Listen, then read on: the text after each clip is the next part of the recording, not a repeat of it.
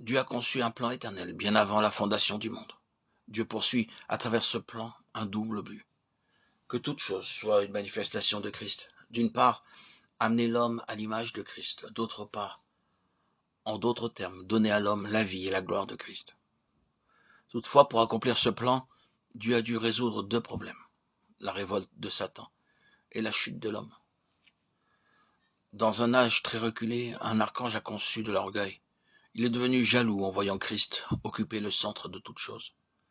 Il a désiré s'élever en vue de devenir l'égal du Fils de Dieu.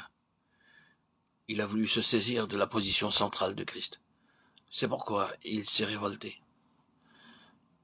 Dans sa rébellion contre Dieu, le tiers des anges a suivi. Même les créatures vivantes sur la terre l'ont suivi.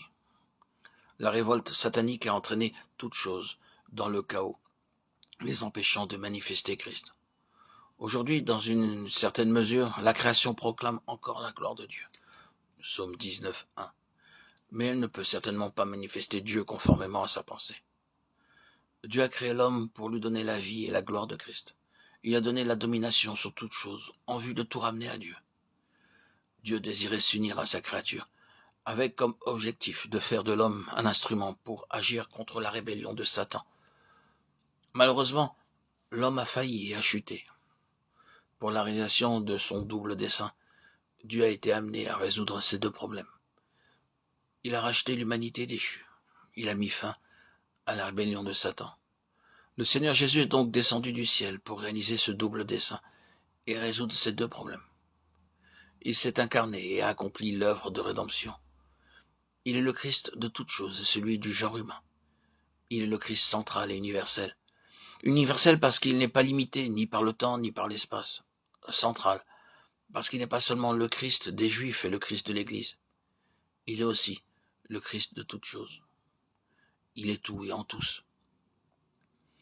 La rédemption de Christ touche trois domaines.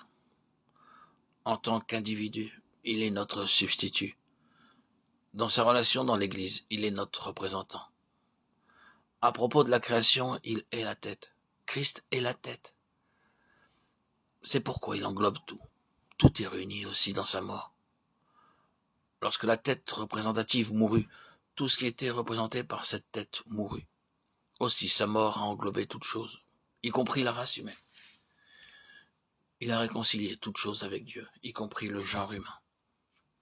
Christ a résolu chaque problème à la croix.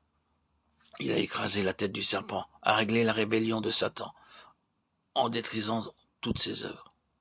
À la croix, Christ a racheté l'homme déchu et a réconcilié toutes choses avec Dieu.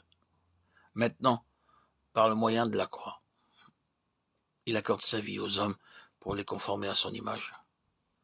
Oui, par la croix, Christ a réalisé le double dessein de Dieu et a résolu les deux grands problèmes qui se posaient à Dieu.